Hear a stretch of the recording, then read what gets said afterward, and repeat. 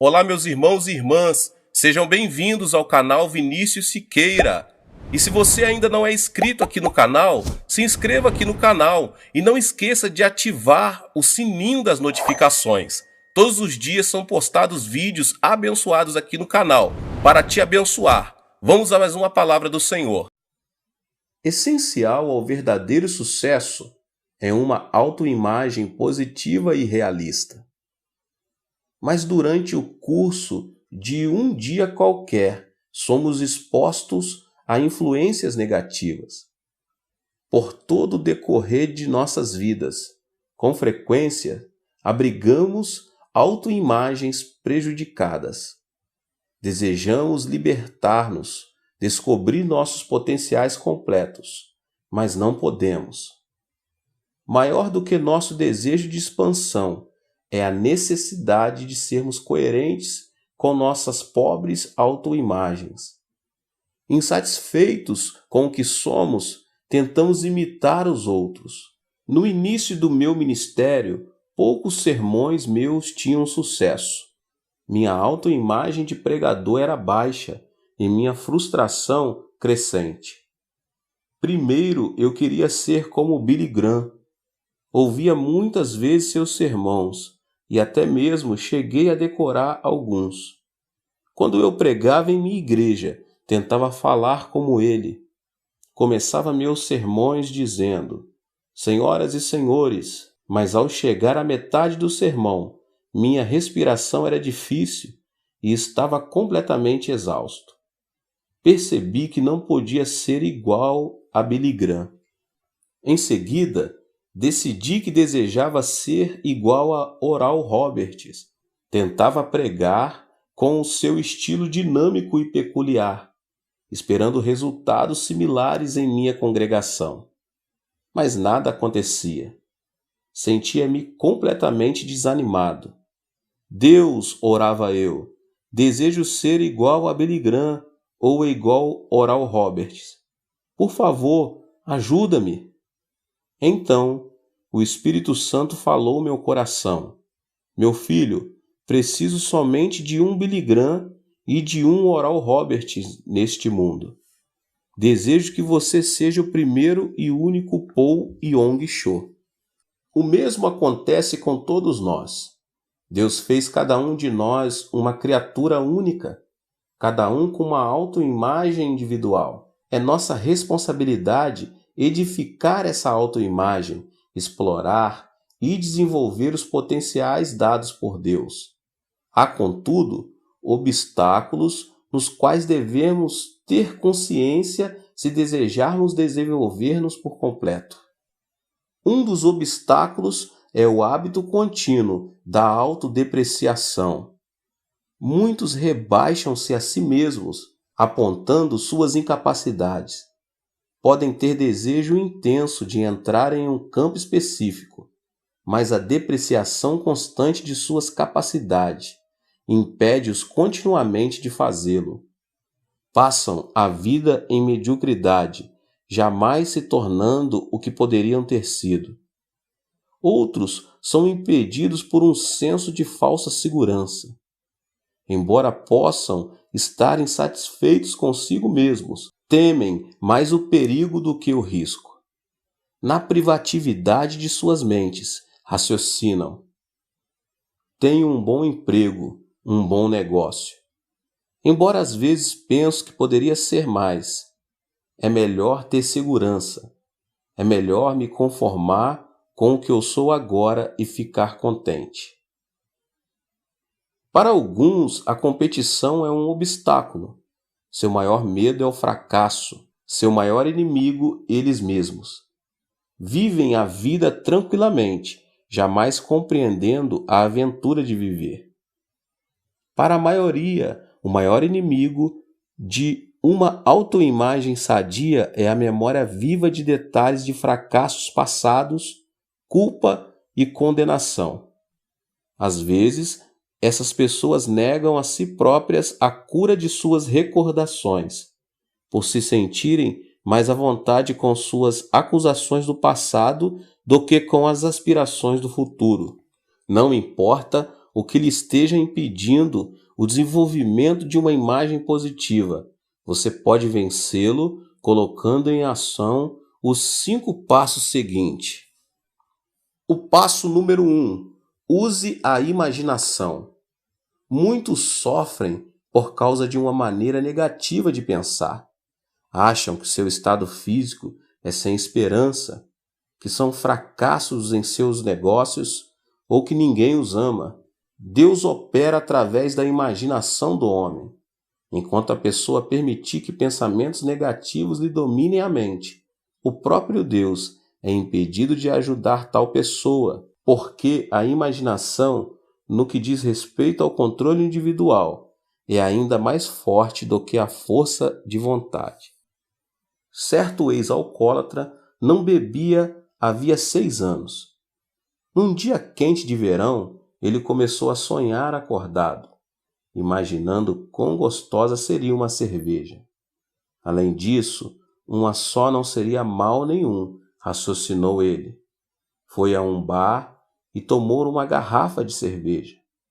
Desde esse dia voltou a seu antigo hábito. Se ele não tivesse permitido que a imaginação o levasse para o sonhar acordado, teria sido salvo da autoimagem de alcoólatra. Conheci uma mulher muito gorda, que se tratava com vários médicos em diversos hospitais. Experimentou variados tipos de remédios e muitos métodos. Ajudaram-na um pouco, mas os resultados nunca foram duradouros. Com o tempo, ela se tornou profundamente deprimida e comia constantemente. Então ela decidiu mudar sua autoimagem usando a imaginação. Começou a visualizar a si mesma como esbelta. O apetite logo começou a diminuir, perdeu peso e agora é esbelta. A Bíblia nos ensina a importância de usar a imaginação. A história de Adão e Eva é um exemplo disso. Eva foi tentada por Satanás a comer do fruto da árvore proibida, permitindo que as palavras de Satanás lhes enchessem a mente e dominassem a imaginação. Ela ficou a olhar para a árvore e a pensar quão agradável era. Então desenvolveu um tremendo desejo de comer do fruto proibido. Apesar de sua forte força de vontade, ela foi atraída para o futuro, comeu e deu dele a Adão, seu marido. Com este ato, visualizado na imaginação de Eva, Adão e Eva caíram. Com o pecado, desenvolveram a autoimagem do homem decaído. Foi somente mediante a vida sem pecado, morte e ressurreição de Cristo, o segundo Adão, que se fez provisão completa para que o homem fosse restaurado a uma autoimagem sadia. Se você deseja mudar sua autoimagem, comece mudando a imaginação. Sugiro que você ponha a imaginação na bênção tríplice de Deus mencionada neste versículo. Amado, acima de tudo, faço votos por tua prosperidade e saúde, assim como é próspera a tua alma. 3 João 2. Aqui Deus apresenta uma bênção tríplice que deseja que você tenha. Deus deseja que você seja próspero no reino espiritual, físico e material. Tendo por base esta passagem, imagine a si mesmo crescendo em sua vida espiritual. Imagine seu negócio tornando-se próspero. Imagine seu corpo sendo tocado pelo poder curador de Deus. Visualize a si mesmo sob esta bênção tríplice, concedida pelo poder de Deus. Deixe que sua mente descanse nestas coisas e Deus começará a criar uma autoimagem renovada para você. O segundo passo é: estabeleça uma nova identidade. Se você se identificar com uma baixa autoimagem, continuará a considerar-se deficiente. Você não apenas deve usar a imaginação a fim de mudar seu autoconceito, mas também deve utilizar a mente no esforço para estabelecer uma nova identidade livre de autodepreciação. de falso sentimento de segurança, da memória e temor do fracasso, livre de culpa e condenação.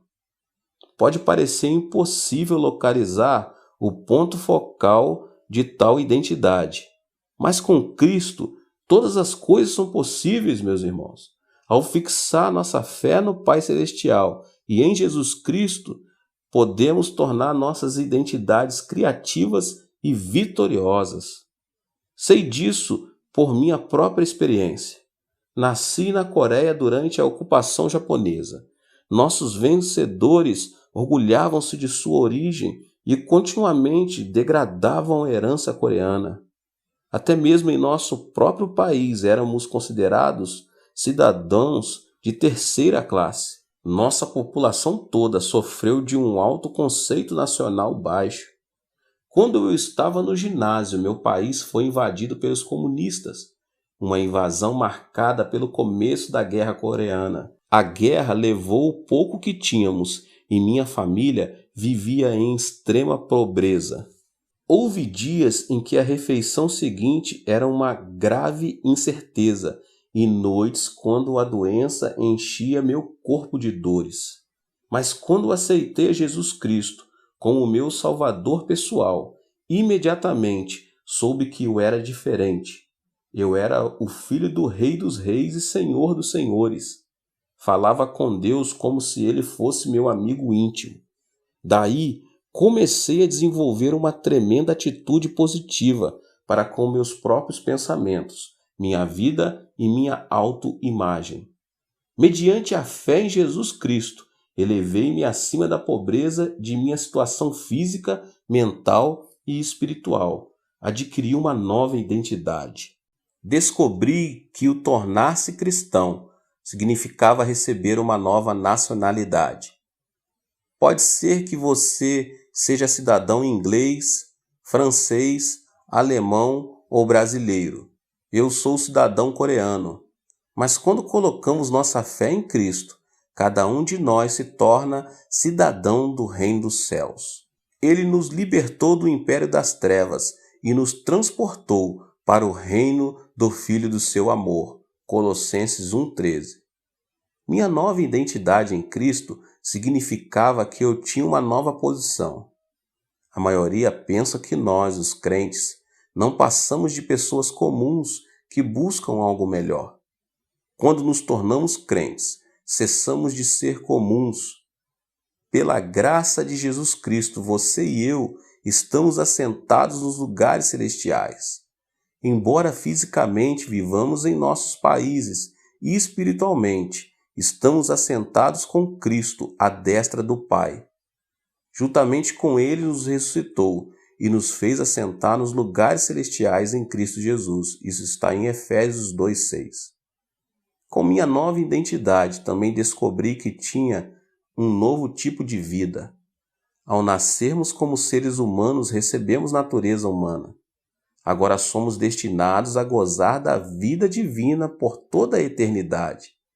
E esta é a diferença entre o crente e o incrédulo. O incrédulo tem apenas a vida natural. O crente também tem a vida de Deus. Se você basear sua nova identidade no temporal, será desapontado. Cristo oferece-lhe muito mais, uma nova nacionalidade que lhe dará orgulho e confiança, uma nova posição de segurança e oportunidade para a aventura criativa, uma nova vida com pecados perdoados e culpa e condenação apagadas. Venha a Cristo e estabeleça uma nova identidade a qual você pode desenvolver para a eternidade. O terceiro passo é: fixe metas definidas. O homem é um organismo buscador de metas. Sua personalidade é controlada não tanto por suas realizações passadas e ambiente presente, como por suas metas futuras. Tenho aconselhado dezenas de milhares de pessoas, a maioria das quais enfrentam o fracasso. Não tiveram metas definidas em suas vidas e realizaram pouco de substância. Uma vida não focalizada é uma vida desperdiçada, e uma vida desperdiçada está exposta à autoimagem baixa. Se você não tiver metas, onde focalizará suas habilidades? Como você dirigirá sua vida? Mas se fixar uma meta orientada por Deus, você terá sucesso.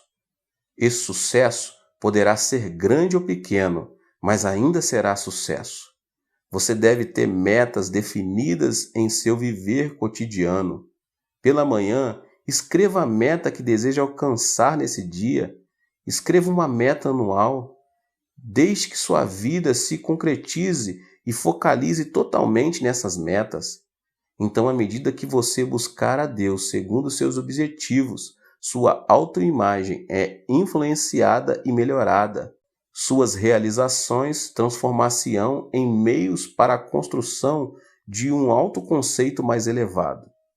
Dizem os cientistas que, durante a vida toda, usamos 10% de nossa capacidade mental. De modo que durante sua vida, você também precisa de uma meta definida, última e eterna.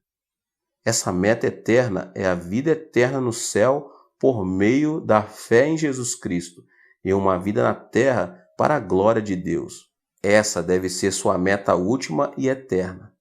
Embora você tenha êxito em tudo o que você fizer, negócios, política, escola, sociedade e família, se não possuir uma meta última e eterna, jamais terá a satisfação necessária de uma autoimagem sadia. O ponto 4 é: fale palavras positivas. Muitos usam a linguagem diária de modo promíscuo. Isto é muito perigoso, meus irmãos. A palavra falada é o material básico para o qual Deus criou o universo. Deus deu-nos a capacidade de falar e expressar-nos com palavras. Pela palavra falada, criamos nosso universo de circunstância. A maioria pensa que vivemos nossas vidas pelas aparências, mas isso não é verdade, meus irmãos. Por meio da palavra falada, você cria uma imagem de êxito ou de fracasso. Permita-me exemplificar o poder da palavra falada. Eu poderia dizer: faz muito frio hoje.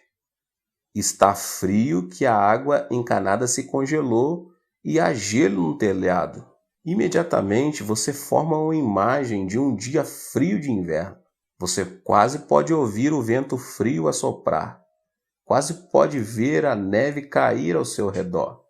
Essa imagem pode ser tão viva em sua mente que você começa a imaginar onde foi que deixou o casaco de inverno ou onde guardou o seu suéte de outono. A seguir, deixe-me dizer: está extremamente quente hoje. Está tão quente que mal posso suportar as roupas sobre o corpo. A sua imagem do dia muda e você pode quase sentir o sol quente, o ar da sala morno e abafado. Sua respiração se apressa e você sente sede de água fresca. Falei acerca do mesmo dia, mas minhas palavras foram diferentes, como foram suas imagens desse dia. Cristo compreendia o poder da palavra falada. Ao encontrar-se Jesus com Simão, ele mudou-lhe o nome para Pedro. Em hebraico, Simão significa cana e indica uma personalidade levada pelo vento, alterada por opiniões insólitas. Pedro, porém, significa rocha. Apresenta a imagem de alguém estável, não dobrável e de quem podemos depender. De modo que todas as vezes que chamassem o nome Pedro, uma afirmação positiva de um autoconceito mudado era impregnada em sua mente. Ele já não era a cana dobrável, mas a rocha firme. E toda vez que ele dizia seu próprio nome, afirmava uma autoimagem positiva. Pedro, Pedro, Pedro, rocha, rocha, rocha. Não é de surpreender que Pedro se tenha tornado um dos apóstolos de Cristo mais estáveis e dignos de confiança. Todos nós, ocasionalmente, somos desapontados, mas jamais devemos permitir que os desapontamentos despertem palavras negativas de ressentimento e raiva, palavras que levam à autocomiseração e depressão e a autoconceitos sombrios. Melhore sua autoimagem com palavras positivas. Deus prometeu-nos que todas as coisas cooperam para o bem daqueles que amam a Deus, daqueles que são chamados segundo o seu propósito. Isso está em Romanos 8:28. Conhecendo a promessa de Deus, você pode falar positivamente. Você pode estar em uma atitude de louvor a Deus, ainda na situação mais difícil. Portanto, guarde suas palavras e leve sua autoimagem para as alturas dos lugares celestiais. Em quinto lugar e último, exerça fé positiva. Mas muitas vezes não é suficiente dizer palavras positivas. Você também deve exercer fé positiva na autoimagem que visualizou em sua imaginação. Como pessoa com nova identidade, você deve expandir-se em uma vida de fé, confiante nas metas definidas que fixou. Todos nós nascemos com certa quantia de fé humana. Se os gênios não tivessem fé em si mesmos, não poderiam conseguir grandes realizações. Há também o caso de estudantes medíocres que não se saem bem na escola, mas de alguma forma, depois de se formarem, alcançam realizações brilhantes. Esses ex-alunos puseram sua fé em ação e, com a confiança em uma autoimagem elevada, exibiram capacidades notáveis. O mesmo é também verdadeiro no nível espiritual. Para melhores resultados e os únicos que realmente duram, a fé deve estar ligada com a de Deus. A obra de Deus é a fé, pois Ele pode criar qualquer coisa nesta vista. Se você colocar sua fé na de Deus, a fé dele criará habilidade e poder divinos em você, capacitando-o a melhorar e conservar sua autoimagem sadia. Se você deseja melhorar sua autoimagem, comece utilizando a imaginação.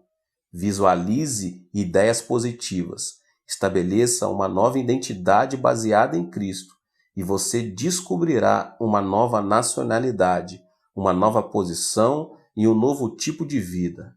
Jamais negligencie a colocação de metas definidas e a importância de falar palavras positivas.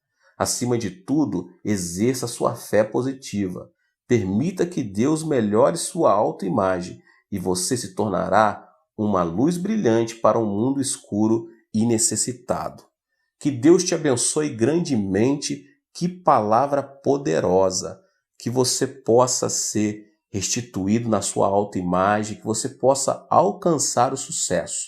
Eu convido você que chegou aqui nesse canal e ainda não é inscrito aqui, em nome de Jesus, se inscreva aqui no canal, ative o sininho das notificações para você não perder os vídeos que são postados aqui. Todos os dias são postados vídeos maravilhosos para abençoar você. E que Deus te abençoe mais uma vez. Em nome de Jesus, nos vemos nos próximos vídeos. Amém. Olá, meus irmãos e irmãs. Sejam bem-vindos ao canal Vinícius Siqueira. E se você ainda não é inscrito aqui no canal, se inscreva aqui no canal e não esqueça de ativar o sininho das notificações. Todos os dias são postados vídeos abençoados aqui no canal para te abençoar. Vamos a mais uma palavra do Senhor. Ao receber Jesus Cristo como seu Salvador pessoal, seu espírito nasce de novo instantaneamente. Recebe no instante a vida de Deus e nesse mesmo instante seu ser espiritual ganha a vida eterna. Mas sua mente e seus pensamentos devem ser renovados segundo seu espírito renascido. E essa renovação é obra que requer uma vida toda de tempo, energia e luta. Essa renovação é necessária se a pessoa desejar receber adequadamente as palavras remas conhecidas por Deus e agir segundo elas, permitindo que a criatividade poderosa da palavra falada permaneça vital. lembre-se que nós temos a mente de Cristo. Muitas pessoas experimentam o renascimento espiritual, mas não renovam a mente a fim de verdadeiramente compreender os pensamentos de Deus. Por esse motivo, Deus que neles habita não pode mover-se livremente através do canal de sua vida de pensamento. Permita-lhe dar-lhe um exemplo. Certo dia, meu filho mais velho, que nessa época estava no 4º ano primário, veio procurar-me no escritório. Era evidente que ele queria perguntar-me algo, mas hesitava em fazer a pergunta. Finalmente eu disse: Filho, você está tentando me perguntar alguma coisa. Ele sorriu. Pai, se eu lhe fizer uma pergunta estranha, o senhor vai ficar com raiva? É claro que não vou ficar com raiva, assegurei-lhe. Vamos, diga. Bem, pai, continuou ele, o senhor tem permissão de mentir para a sua congregação? Quando foi que eu menti? Perguntei. Ele sorriu. Já o ouvi, pai, dizer uma mentira repetidas vezes à sua congregação.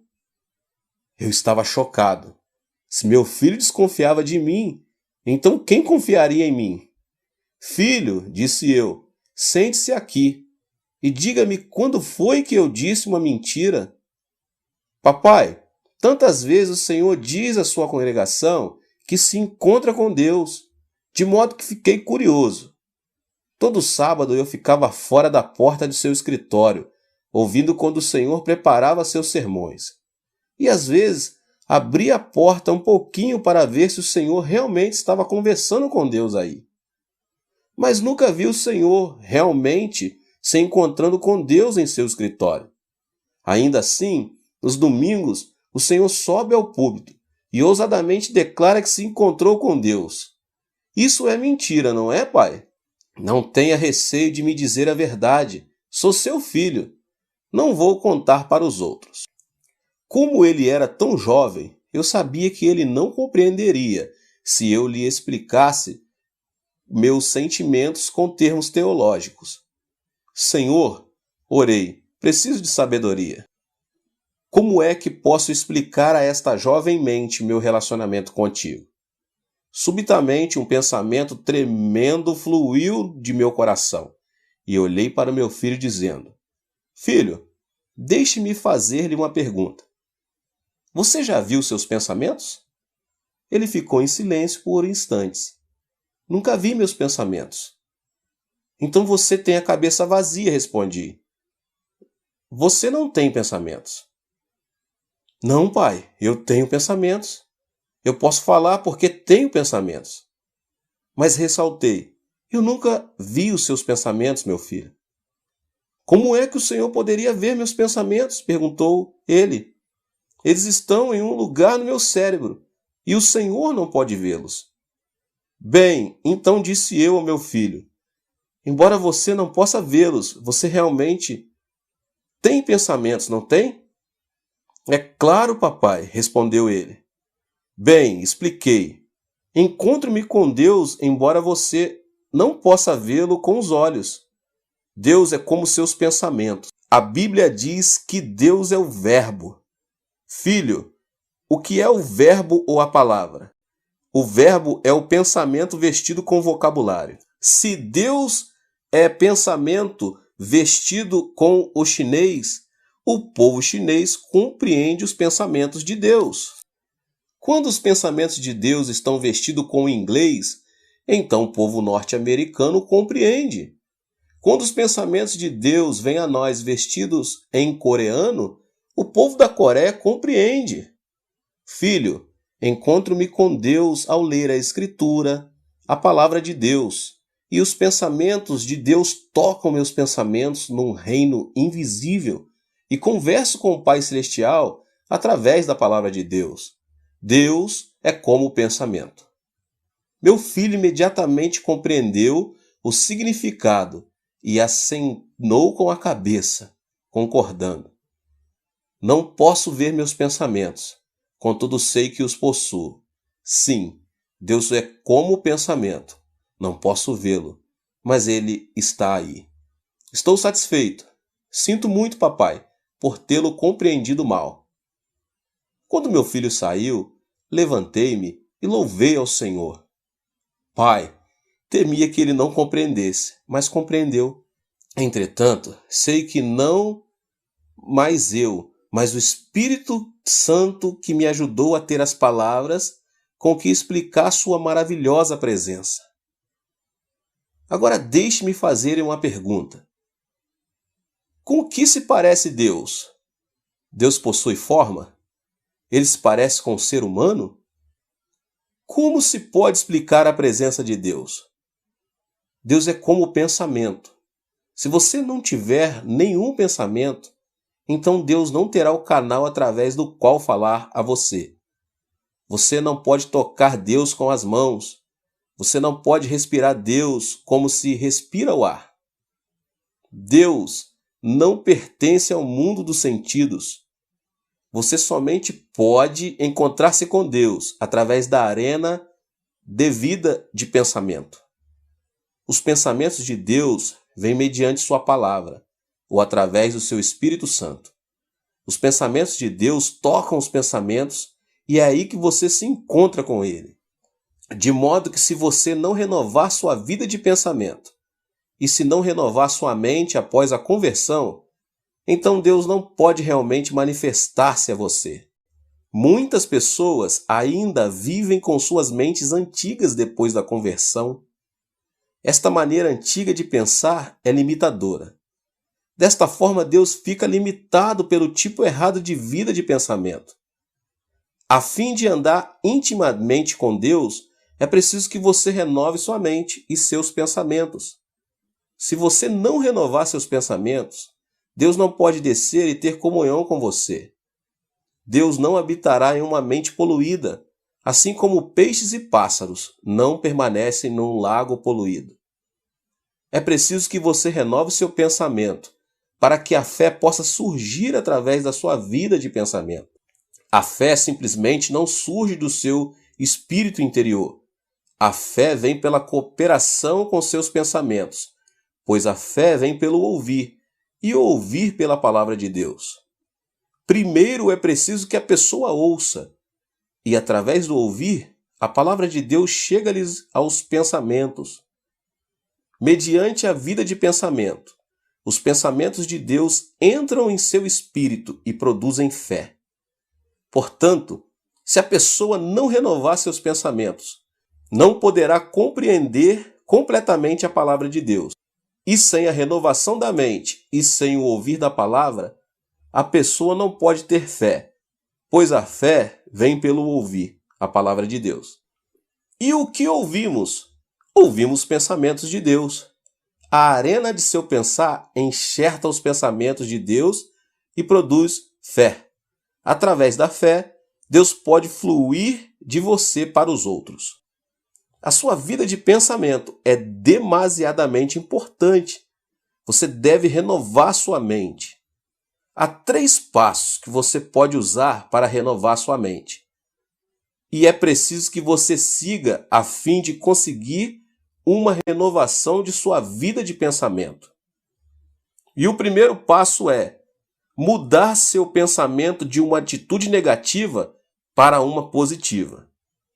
Para termos um exemplo, demos uma olhada em Pedro, o discípulo de Jesus Cristo. Os discípulos de Jesus estavam em barco no mar da Galileia. Era noite escura e tempestuosa, e as ondas eram tão altas que o barco estava a ponto de virar. Lutavam desesperadamente para manter o barco flutuando, quando repentinamente viram Jesus Cristo, andando sobre as águas, indo em sua direção. Naquela época havia uma crença popular, que ao ver o marinheiro, um fantasma no mar, seu barco afundaria. Por isso, quando os discípulos pescadores viram a Cristo, ficaram paralisados de medo, pensando que seu barco ia afundar e que iriam afogar-se. Mas Jesus falou: "Sou o Cristo, não tenhas medo." Pedro gritou: "Se és tu, ordena que eu vá a ti." Pedro sempre falava sem pensar. Era um homem terrivelmente emocional, mas tinha o dom da audácia, de modo que Deus o usou.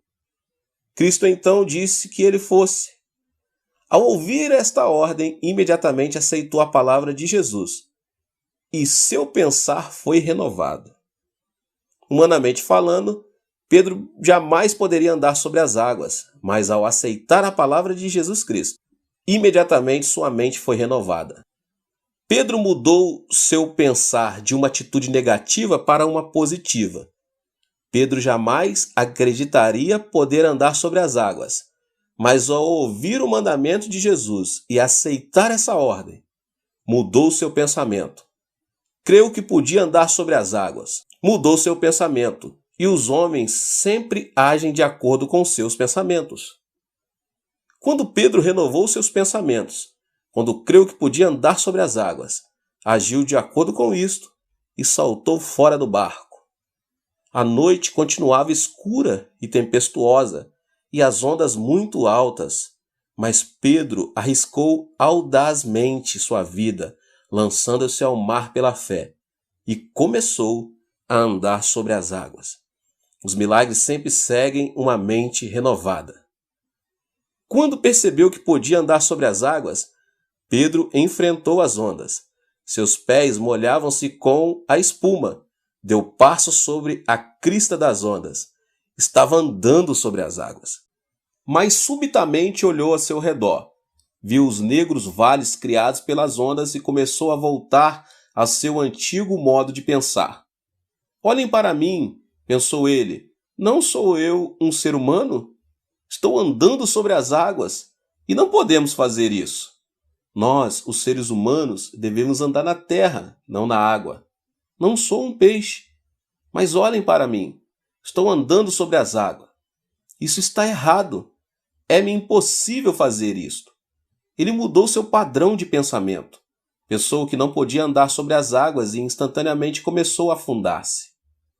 Deus relaciona-se com cada um de nós através de nossa vida de pensamento. Quando Pedro recebeu a palavra rema de Cristo, renovou seu pensamento e por isso pensou que podia andar sobre as águas e andou. Mas ao mudar seu pensamento e pensar ser isto impossível, imediatamente começou a afundar-se. Este é um conceito muito importante, pois segundo o pensar dos homens também será sua ação. Se você pensa ser um rei ou uma rainha, agirá como rei ou como rainha. Se você pensa ser indigno e não ter valor nenhum, então agirá como se fosse indigno e que não tem valor nenhum. De modo que é vital que renovemos nossos pensamentos e pensamentos positivamente. Permita-me ilustrar este ponto com um exemplo real. Conheci certa vez um médico que se dizia ateu. Muito sofri por causa dele. Por muito tempo ele se opôs ao meu ministério, desafiando minha fé, atacando minhas palavras e crenças. Então um dia esse médico sofreu um derrame e ficou paralítico. E por causa de sua paralisia, ia morrer lentamente. Então o médico veio à minha igreja pedindo que eu orasse por sua cura. Muitas pessoas se gabam de seus pontos de vista ateus. Entretanto, quando essas mesmas pessoas experimentam a noite escura e se encontram com as ondas tempestuosas, seu ateísmo toma-se muito fraco. De modo que esse médico veio à minha igreja e orei por ele. Ele recebeu a oração da fé e levantou-se de sua cadeira e saiu andando com passadas fortes. Todo mundo batia palmas e gritava louvando a Deus. No domingo seguinte, foi à igreja andando sem ajuda de ninguém. Novamente pediu que eu orasse por ele, mas eu estava culpado demais e não pude orar. Ao ver que eu não podia orar pessoalmente por ele, mudou seu modo de pensar. Seus pensamentos regrediram e ele voltou ao seu antigo estado. Por não poder receber a oração da fé, tornou-se descrente de novo. Ao sair de meu escritório em direção ao carro, caiu e sua esposa teve de chamar uma ambulância a fim de levá-lo para o hospital. Regrediu por ter mudado seus pensamentos. O poder de Deus o deixou E assim como Pedro começou a duvidar e afundar-se no mar da Galileia, assim o fez o médico, perdendo-se para seus temores e, de novo, tornando-se paralítico. Os pensamentos são importantes, de modo que não negligencie em renovar sua vida de pensamentos. Seja totalmente positivo em seu pensar. Não pense negativamente. Deus é luz e nele não há treva alguma. Não há nada negativo em Deus, pois em Deus só reside o positivo. Coisas positivas estão acontecendo. De modo que para ter comunhão com Deus é preciso que você renove sua mente e pense positivamente. Alimente sua mente com a Escritura, pois a palavra de Deus está cheia de vida positiva. Tenha também cuidado ao alimentar-se da palavra de Deus para que não restrinja sua maneira de pensar aos padrões tradicionais de pensamento. Seja revolucionário. Muitas pessoas estão presas por pensarem somente de maneira tradicional, de maneira ortodoxa. Portanto, Deus é incapaz de realizar as grandes obras que deseja realizar através delas. Mas se você receber a palavra de Deus e revolucionar sua maneira de pensar, então alcançará alturas muito além de suas limitações atuais. Quando estou na Coreia, tenho uma reunião com os meus 100 pastores associados todas as manhãs. Todas as manhãs, das 9 às 9h30, desafios a revolucionarem seu modo de pensar. Não pensem somente de maneira tradicional, exortos. Não sejam levados pelos pensar e ensino do pastor David Cho. Vão pela palavra de Deus. Alimente-se da palavra de Deus. Revolucione sua vida de pensamento. Expanda sua vida de pensamento de acordo com a Escritura. Então Deus poderá ter liberdade absoluta de expressar-se através de seus pensamentos. Depois de eu dizer estas palavras, meus pastores assistentes tornam-se grandemente motivados, recebem a palavra e, se tiverem um pensamento realmente revolucionário, o executam. Então eu vejo resultados. Não intervenho em sua obra, a não ser que estejam tendo problemas. Uma vez que delego a autoridade, essa autoridade permanece delegada. Já não me preocupo com ela. E, imediatamente, este método positivo que trabalho com os meus assistentes, ministros de sucesso, responsáveis pela necessidade de cerca de 50 mil membros adultos, tendo mudado sua atitude negativa de pensamento para a positiva, o segundo passo será treinar-se constantemente, a fim de pensar em termos de milagres. Esta atitude de pensamento pode ser vista na vida dos discípulos de Cristo. Certa vez Jesus saiu para o deserto com 5.000 pessoas seguindo. Além dos 5.000 homens, provavelmente também haviam mulheres e crianças. Na realidade, então, devia haver cerca de 20.000 pessoas ao todo. Aproximando-se a tarde, o povo teve fome. Estava ficando escuro e frio, e as mulheres e crianças começavam a ficar para trás ao longo do caminho. Cristo chamou Filipe. Filipe, posso ver que todo este povo está com fome. Alimente-o.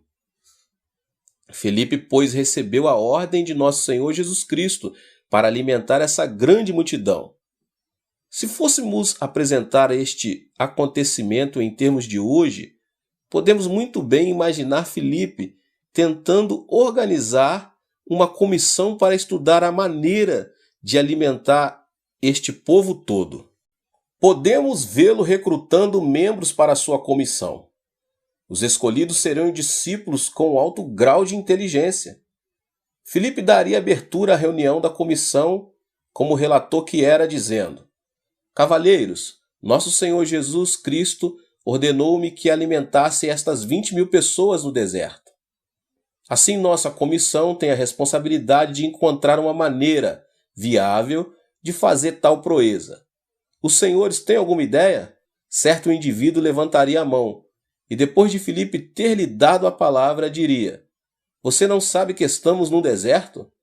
Não estamos no centro de Jerusalém. É absolutamente impossível até mesmo pensar em alimentar essas pessoas aqui. Também penso assim, Filipe poderia ter respondido. Secretário, por favor, anote isso.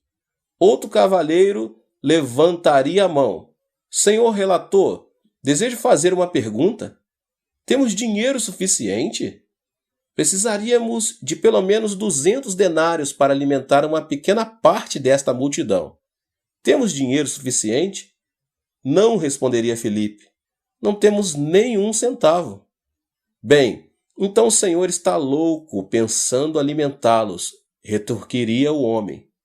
Sim, concordo com você, responderia Filipe. Senhor secretário, anote isto também. Um terceiro cavalheiro tomaria a palavra. Senhor relator, sabe de alguma padaria que pode produzir pão suficiente para este povo de uma vez só? Não, diria Filipe. Não conheço padaria alguma por essas redondezas. Bem, então levaria semanas para alimentar esse povo e isso é impossível. Sim, concordo com você, diria Filipe. Senhor secretário, anote isso também. Então outro discípulo falaria: Desejo expressar minha opinião também, senhor relator. Como vem, já está ficando tarde. Por que não os espalhamos, dizendo-lhes que vão e encontrem um lugar onde passar a noite e comer? Então seria concluída a reunião e Filipe juntaria a informação conseguida. Mas esta informação seria somente de natureza negativa e impossível. Informação que iria contra os ensinos de Jesus Cristo e que se oporia diretamente à sua ordem. Filipe então iria informar Jesus, mas ao começar a falar, André chegaria com 5 pães e 2 peixinhos. André, exclamaria Filipe, deixe de brincadeira. Você tem 5 pães e 2 peixinhos para alimentar 20.000 pessoas. Você perdeu o juízo. Mas André não lhe deu resposta. Simplesmente trouxe os 5 pães e os 2 peixinhos a Jesus. Jesus, isto não é suficiente para alimentar tanta gente, mas o trouxe de qualquer maneira. André tinha ouvido a ordem de Jesus. Sua mente aceitou o mandamento e, embora duvidasse, trouxe a Cristo o alimento que encontrou. André possuía o planejamento da possibilidade e, mediante seu pensamento, apanhou a visão de Cristo. Então Jesus abençoou o pão e os peixes, multiplicando-os, e a grande multidão foi alimentada. Todos os cristãos pertencem a Cristo, mas em Cristo há 2 escolas de pensamento, a escola de Filipe e a escola de André. Infelizmente, muitas igrejas pertencem à escola de Filipe, falam somente acerca do impossível, clamam que estamos num deserto e que é tarde demais e que as pessoas não podem ser alimentadas. Falam com pouca fé, falam do impossível. A que escola pertence você? Sei que muitos vão a escola e universidade diferentes. Mas a que escola pertence você no que diz respeito à sua vida de pensamento? Você pertence à escola de Filipe ou à escola de André? Quando Deus me falou ao coração em 1969, dizendo-me que construísse uma igreja para acomodar 10.000 pessoas, fiquei apavorado. Em todos os instantes sentia-me como Filipe. Conversei com o corpo diaconal e todos pensavam como os discípulos de Filipe. Diziam-me ser impossível. Ao falar novamente com meus 600 diáconos, descobri que todos eles pensavam da mesma maneira. De modo que eu também me uni à escola de Filipe. Fui a Jesus e disse-lhe que não podia construir a igreja. Mas em meu coração Jesus ordenou: não pedi que você fosse conferenciar com os anciões e diáconos. Disse-lhe que construísse a igreja. Senhor, respondi, sabes que não tenho com o que construir. Será preciso muito mais dinheiro do que disponho no presente. Então, através do Espírito Santo, Jesus falou ao meu coração. O que você tem que poderia dar pessoalmente? Em meu coração, sabia o que ele estava pedindo, mas recusava-me a reconhecer seu pedido e disse: Jesus, não me peça que eu faça isso. Casei-me com 30 anos de idade e todos estes anos tenho economizado dinheiro a fim de construir uma linda casa e dá-la à minha esposa. Mas o Senhor respondeu: dê o que você possui. Pai, são somente $20.000, clamei. Isso não pode construir a igreja e o complexo de apartamentos. São precisos 5 milhões. A quantia que poderia conseguir pela casa não será suficiente. Mas Deus disse: venda a sua casa e traga esse dinheiro a mim com fé. Oh Deus, isso é terrível, respondi. Como posso fazer isso? Se algum dia você vai crer em minha palavra, admoestou-me o Senhor, primeiro deve estar disposto a dar o que possui e o que tem. Para a mulher coreana, o lar é tudo. É o lugar onde cria os filhos. É o lugar onde constrói sua vida. É uma posse preciosa para ela. Por isso temia dizer à minha esposa e comecei a orar com dor de coração. Orei para que minha esposa consentisse em vender nossa casa. Nessa noite, eu trouxe presentes à minha esposa para agradá-la. Por que você está me dando presentes? Perguntou ela. Você está preocupado que não o ame mais? Mas ficou contente e preparou a refeição vespertina alegremente. Ó, louvado seja o Senhor, respondi. Estou tão feliz por tê-la escolhido. Se Deus me pedisse que escolhesse outra garota, ainda escolheria você. A cada dia que passa, você torna mais linda para mim. Depois de alguns instantes, pensando ter chegado o momento certo, disse: querida, tenho um grande problema. Olhou para mim preocupada e disse: conte-me. Vamos construir uma enorme igreja com assentos para 10.000 pessoas, disse-lhe. Vai custar $5 milhões. E estive orando a esse respeito e o Espírito Santo falou no meu coração, dizendo que eu devo conseguir o dinheiro para a construção e que devo começar com o meu próprio lar. Deus deseja que lhe entreguemos 5 pães e 2 peixinhos. E esses 5 pães e 2 peixinhos são nossa casa. Minha esposa ficou pálida. Depois, olhando-me dentro dos olhos, disse: esta casa é minha, não sua. Não ouse tocar nesta casa. Pertence a mim e a meus filhos. Você não pode abrir mão dela. Sua reação foi a que eu temia. Então fui ao Senhor em oração. Senhor, fiz o que podia. O resto é com o Senhor. Envia teu Espírito Santo a fim de transformar-lhe o coração para que ela se renda. Nessa noite, enquanto orava, podia ver minha esposa revirando-se no seu sono.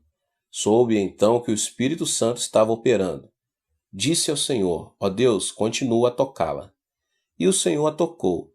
Ela não pôde dormir por quase uma semana. Seus olhos ficaram inchados e vermelhos. Finalmente veio a mim dizendo: não posso suportar mais. Não posso recusar o desejo do Espírito Santo. Desistirei da casa. Então ela trouxe a escritura da casa e juntos pegamos essas escrituras e demos nosso lar para a construção da igreja. Agimos com o André, que, embora tivesse somente 5 pães e 2 peixinhos, creu que Jesus podia pegar este pouco de alimento e com ele alimentar toda a multidão. Nós também pertencíamos à escola de André. Certo dia, entretanto, surgiu um problema com respeito ao terreno no qual pretendíamos construir a igreja. O governo coreano estava desenvolvendo um terreno chamado Ilha Yeouido. Esta propriedade seria modelada à maneira da ilha de Manhattan, em Nova York. Nesse terreno estavam construindo edifícios do governo e somente permitiria ali uma igreja. Todas as igrejas da Coreia fizeram um pedido de construção. Presbiterianos, metodistas, batistas, católicos, budistas e confucionistas. Todos esses pedidos foram examinados e entregues ao Congresso para decisão final. Eu também fiz um pedido. O encarregado olhou-me e disse: A que denominação pertence o senhor? Assembleia de Deus, respondi. O senhor quer dizer aquela onde gritam louvores a Deus de uma maneira alta e barulhenta? E oram pelos doentes e falam em línguas estranhas? Exatamente, respondi. Ele sacudiu a cabeça. O senhor sabe que esta igreja vai ficar bem em frente do edifício do Congresso.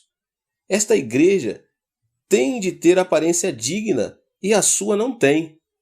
Não podemos aceitar sua inscrição. Fiquei alegre no coração. Contudo, pois isto me daria a desculpa de não construir a igreja. Voltei ao Senhor em oração. Senhor, tu ouviste o que ele disse. Não ouviste? Não temos dignidade suficiente para construir aqui. Você pode levar ao Senhor toda a desculpa que puder arranjar, mas o Espírito Santo sempre tem a resposta. O Espírito Santo respondeu dizendo: Quando foi que lhe disse que pedisse permissão para a construção? Então não tenho de fazer a inscrição? Perguntei. Meu filho, respondeu ele, você não deve seguir o caminho em que agora trilha. Deve andar em direção oposta, no caminho da oração e da fé. Sendo assim, comecei a jejuar e a orar. Então em meu coração a sabedoria do Espírito Santo disse: Vá e descubra quem está a cargo do projeto do desenvolvimento desta ilha. Fui e logo descobri que o vice-prefeito estava a cargo do desenvolvimento daquela área toda. Comecei a indagar de sua vida pessoal e familiar. Depois descobri que a mãe dele era membro da igreja presbiteriana. Portanto, fui visitá-la, orei com ela e ela recebeu o batismo no Espírito Santo. Então começou a assistir à minha igreja. Na Coreia, a sogra tem muito poder e autoridade sobre a nora. Disse a esta senhora que trouxesse a sua nora para a igreja, dizendo-lhe: Sua nora tem de ser salva. Assim ela orou e eu também orei. Ela trouxe a mulher do filho para a igreja. Depois de ouvir o sermão, entregou o coração a Cristo e foi cheia com o Espírito Santo. Então comecei a trabalhar por intermédio delas, pensando comigo mesmo: se conseguir a esposa, sei que conseguirei o marido. Por isso, lhe dei a instrução: você tem de trazer seu marido para a igreja. Mas ele é ocupado demais, respondeu ela. Você não quer que ele vá para o inferno, não é mesmo? Perguntei com severidade. Portanto, traga-o para a igreja. Quando afinal ela o trouxe à igreja, preguei uma mensagem poderosa. Embora não olhasse diretamente para o rosto dele, estava em verdade pregando para ele. E miraculosamente ele entregou o coração para o Senhor. No domingo seguinte ele entrou em meu escritório. Pastor, o senhor sabe que estou encarregado do desenvolvimento da ilha Ioldo. Estamos dando permissão para que uma igreja coreana construa seu templo ali. Gostaria que levássemos nossa igreja para lá. Eu queria gritar, mas o Espírito Santo não me permitiu. Às vezes o Espírito Santo opera de modo muito misterioso. O Espírito Santo deu-me a impressão que eu devia dizer não. Mas argumentei. Não dei o duro para isto. Embora meu coração clamasse para dizer sim, respondi: Não, senhor vice-prefeito. Para levar a igreja seria preciso uma soma exagerada de dinheiro e teríamos de comprar pelo menos 3 ou 4 acres de terra. Isso custaria mais de 5 milhões de dólares. Acho impossível. Para piorar as coisas, nossa igreja é considerada uma igreja pentecostal não digna, e eles nem mesmo aceitariam minha inscrição. Ele sorriu e disse: Acho que tem um jeito. Ore durante uma semana e depois voltarei. Dê-me a resposta depois de uma semana, para que eu desencuba do assunto rapidamente. Orei durante uma semana e na semana seguinte ele voltou ao meu escritório. Pastor, se o senhor tomar a decisão de levar a igreja para lá, farei todos os arranjos para que tenhamos o melhor local. Também cuidarei de todos os papéis e as despesas ficarão por conta do meu escritório. Enviarei meu representante ao Congresso a fim de conseguir todos os acordos necessários, e farei todo o trabalho burocrático. Farei tudo pelo Senhor. Garanto-lhe que conseguirá o terreno. Mais que isso, farei todos os arranjos para que a igreja compre o terreno a crédito. Então o Espírito Santo disse-me ao coração: grite. Senhor vice-presidente, disse eu, aceito. Deus impedir-me de dizer sim por uma semana. E como resultado, não somente conseguimos o terreno de um modo miraculoso, mas também não tivemos de preparar toda a papelada. Logo depois lançaram os alicerces e começaram a construção da igreja e do complexo de apartamentos. Esse vice-prefeito agora é um dos anciãos de minha igreja. De maneira similar, sua fé poderá ser testada. Se você tem um pequeno projeto, será testada de um modo pequeno. Se tiver um projeto grande, será testada de uma maneira muito grande. Jamais pense que sua fé sempre irá por jardins de rosa. Você passará por turbulência, mediante a qual Deus prova sua fé. Até este ponto da construção da igreja, eu ainda pertencia à escola de André, e com grande fé orava por cada problema que ia surgindo. Mas então o dólar foi desvalorizando, e o construtor reincidiu o contrato dizendo que precisava aumentar o preço da construção do prédio da igreja. Chegou a crise do petróleo e todos os bancos fecharam as portas para mim. Meu povo começou a perder os empregos e o orçamento da igreja mal dava para pagar os juros dos empréstimos. Não somente podia pagar os que trabalhavam na igreja, mas eu também não podia receber o meu salário. Então a companhia tentou processar-me porque eu não podia pagar o aumento necessário. E as contas começaram a chegar uma após outra. Conta de luz, de esgoto, conta de construção. Contas empilhavam-se sobre minha escrivaninha, mas eu não tinha dinheiro com que pagá-las. Não tinha dinheiro nem para contratar um advogado. Ninguém quer ficar num barco que se afunda. E eu me afundava rapidamente. Uma vez que tínhamos vendido nossa casa e não tínhamos para onde ir, levei minha família para um apartamento inacabado, no 7º andar do complexo de apartamento da igreja. Não tínhamos águas encanada nem aquecimento, e estava fazendo muito frio. Todas as noites eu ia para o apartamento vazio, e todas as noites tremíamos de frio. Não tínhamos alimentos, e tudo parecia tão escuro. Estava chegando ao fundo. Logo me tornei um discípulo de Filipe. Disse a mim mesmo: sim, cometi um erro. Eu nunca deveria ter acreditado em Deus dessa maneira. Devia ter pensado com o padrão tradicional. Eu não devia ter começado a andar sobre as águas. A coisa toda a respeito da fé é falsa. Todas as vozes que eu ouvi em minha vida de oração devem ter sido vozes da minha própria consciência e não do Espírito Santo. Sim, cometi um erro. Comecei a ter comiseração de mim mesmo. As pessoas começaram a deixar minha igreja. Todos os relatórios eram negativos. Minha família até mesmo começou a ter dúvida a meu respeito. Tudo parecia impossível. Eu estava cansado e com fome. É isso aí, disse eu. É o fim. Esta é assim chamada vida de fé. Vou pôr fim à minha vida. Vou matar-me, continuei. Vou morrer. Mas não desejo ir para o inferno.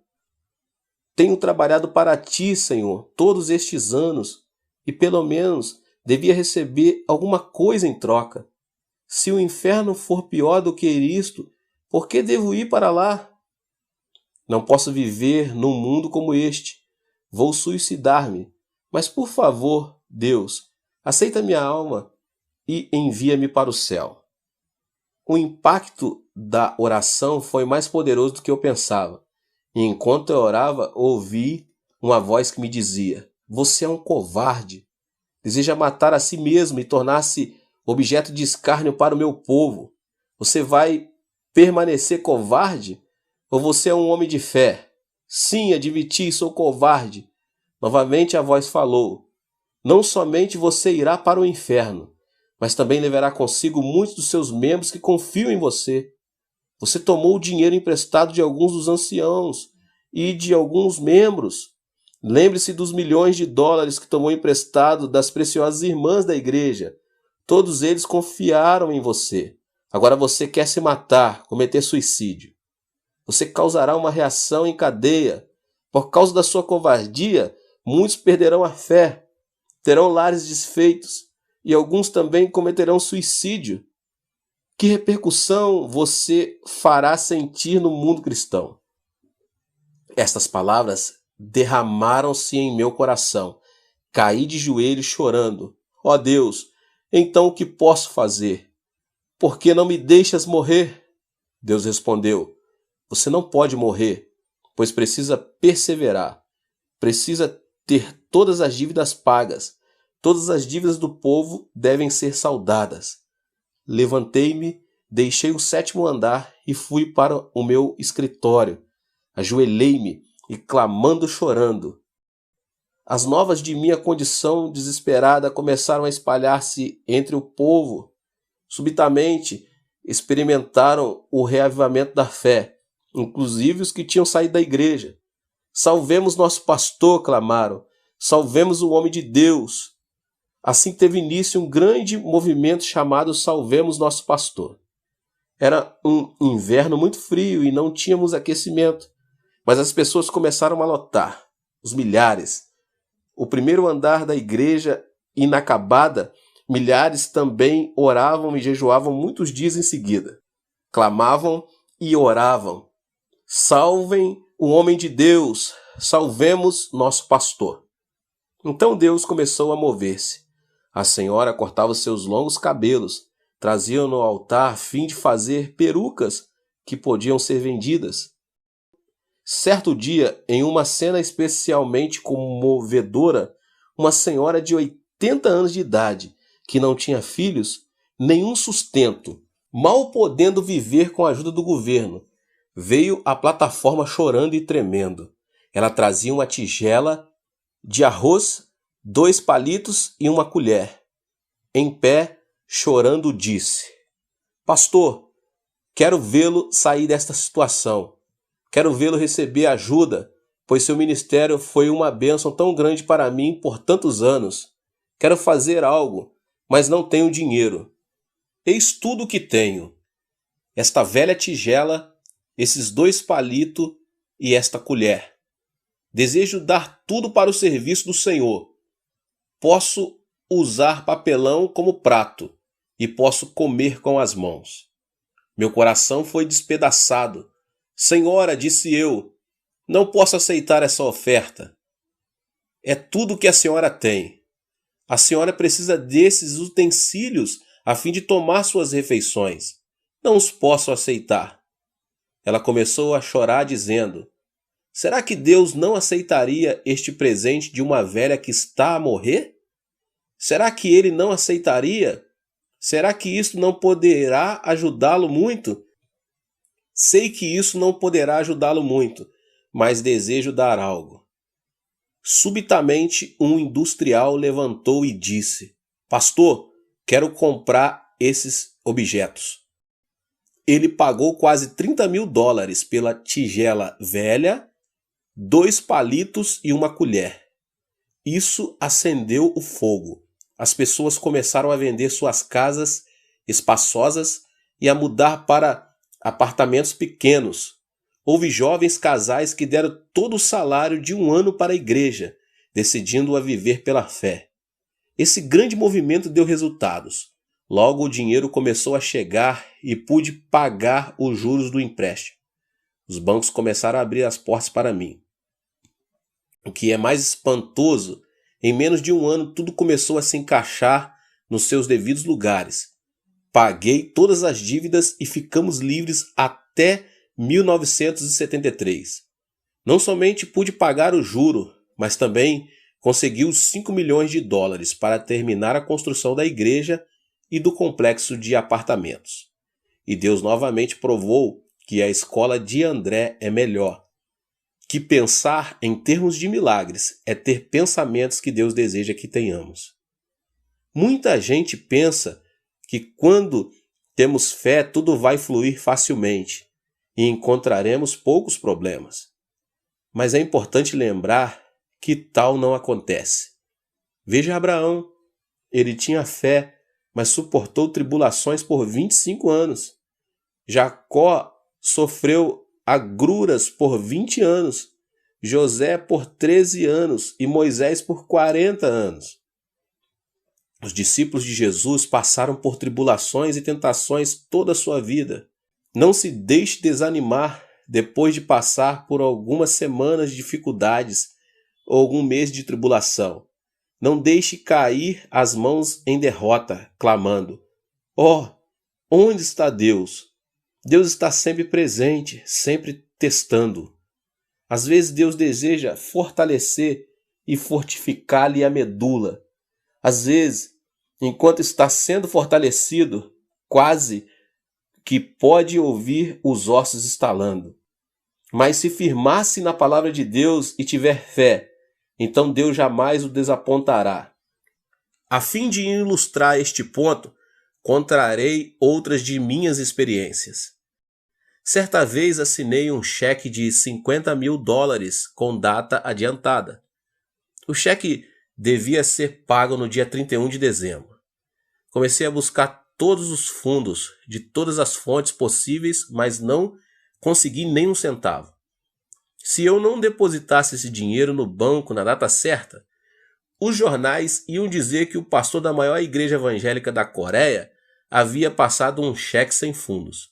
Eram 12 horas do dia em que o dinheiro tinha de ser depositado e eu orava: "Ó Deus, gastei todo o meu dinheiro, mais do que eu tinha. Tomei dinheiro emprestado de muita gente. Pai, para onde irei? Não tenho lugar algum para ir." Continuei a orar. O relógio marcou 1 hora, 2, 3. Minha esposa perguntou: "Querido, você ainda não conseguiu o dinheiro?" "Não", respondi. "Você não sabe que o último avião sai de Seul às 4 horas? Essa é a sua oportunidade de fugir para os Estados Unidos." "Não posso fazer isso. Não posso evitar minha responsabilidade", disse-lhe. "Não posso fugir. E se o fizer, mancharia o nome de Jesus Cristo. Prefiro enfrentar o que quer que aconteça aqui na Coreia, a fugir do país." O banco fechava-se às 6 e já era às 5. Estava desesperado. Não podia ficar sentado nem de pé. Ficava a andar para cima e para baixo como um leão enjaulado. Orei de novo: "Ó Deus, por favor, venha ajudar-me." Subitamente o Espírito Santo fez que uma ideia fluísse através de minha mente. Eu devia ir ao presidente do banco e ousadamente pedir-lhe que me desse um cheque de $50.000. "Pai", respondi, "devo estar perdendo o juízo. Esquentei tanto a cabeça que devo ter sobrecarga demasiada. Não tenho nada para dar em garantia ou hipotecar. Não preenchi nenhum pedido de crédito. E tu queres que eu vá ao presidente do banco e peça um cheque de $50.000? Isso não faz sentido algum." Mas o Espírito Santo insistia: "Sim, realizo as coisas que não pertencem à ordem natural percebida pelos homens. Vá e faça o que lhe digo." Chamei meu tesoureiro: "Senhor Park, por favor, quer ir ao banco comigo? Vou pedir um cheque de $50.000 ao presidente." Ele olhou para mim e começou a rir. "O senhor realmente perdeu o juízo, não é? Hoje é dia 31 de dezembro. São 5 horas e o senhor não tem encontro marcado com ele. E deve existir uma fila enorme esperando para vê-lo.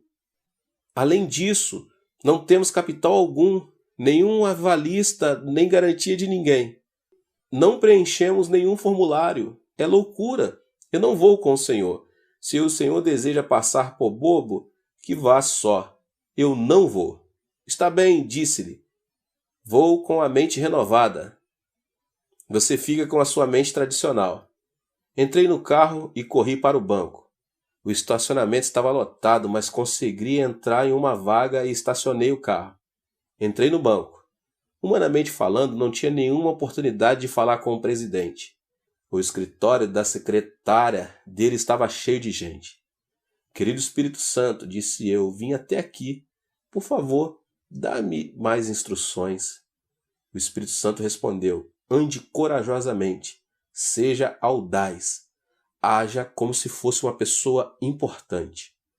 Não preste atenção a ninguém mais, mas entre direto no escritório do presidente. De modo que me fiz de valente e caminhei com toda a resolução. A secretária me viu e disse: Senhor, aonde vai? Olhei diretamente em seus olhos sem dizer nada. Ela perguntou de novo: Quem é o senhor? Tem encontro marcado com o presidente? Qual é o seu nome? De repente tive uma inspiração. Venho da parte da mais alta autoridade, respondi. Eu queria dizer que vinha da parte de Deus, mas ela entendeu que eu vinha da parte do presidente da Coreia, porque na Coreia o presidente é chamado de a parte mais alta autoridade. Pensando que eu fosse um emissário especial do presidente, ela mudou de atitude, tornou-se toda amabilidade e me disse: de da parte mais alta da autoridade? Então pode entrar. Dirigindo-se às pessoas que estavam esperando, disse: Deixe-no esse senhor passar. Ela mesmo levou-me à frente de todos os outros, até o escritório do presidente. Ao transpor a porta, orei de novo: Querido Espírito Santo, cheguei até aqui. Agora o que devo fazer? O Espírito Santo veio sobre mim, assim como tinha vindo sobre outros homens de fé, e senti-me forte e audaz. O Espírito Santo continuava a repetir: Você é um filho do rei, uma pessoa importante. Continue a agir como o grande personagem que é. Assim entrei ousadamente, sentei-me no sofá e cruzei as pernas. O presidente do banco entrou, veio para mim com a mão estendida, perguntando sorridentemente: Que tipo de negócios o senhor tem? Com que propósito veio? Será que o conheço? Não respondi a essas perguntas, mas disse: Senhor, vim aqui com um projeto tremendo e vou fazer-lhe um grande favor. Um favor? Perguntou ele, estranhando. Sim, se o senhor me fizer um pequeno favor, posso trazer-lhe 10.000 contas novas para o princípio do ano. Disse-lhe: 10.000 contas novas? Exclamou ele. Apanhe o telefone e peça informações a meu respeito. Sou o Dr. Yong-cho, pastor da maior igreja evangélica da Coreia. Nossa igreja possui mais de 10.000 membros e tenho grande autoridade sobre todos esses cristãos. Posso fazer com que todos se transfiram suas contas para o seu banco no ano que vem. Far-lhe-ei esse tremendo favor se o senhor me fizer um pequeno. Ele chamou a secretária e pediu que fizesse as averiguações necessárias. Quando todos os dados foram confirmados, o presidente dirigiu-se a mim dizendo: Qual o favor que posso prestar-lhe? Dê-me um cheque de $50.000, disse-lhe. Não tenho tempo de preencher todos os papéis, mas o senhor é um homem de negócio e eu estou no negócio do rei. Muitas vezes, um homem de negócio assume um grande compromisso sem nada, guiado somente por sua fé e confiança de que tudo sairá bem. Quando se trata de pequenos negócios, temos de usar assinaturas e papeladas, mas quando se trata de grandes negócios, passamos por cima dessas coisinhas e confiamos que o negócio seja coroado de êxito.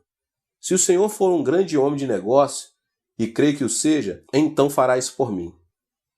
O presidente chamou o vice-presidente que disse: O senhor não pode fazer isso, estará colocando o pescoço na guilhotina. Não são simplesmente $5.000, são $50.000.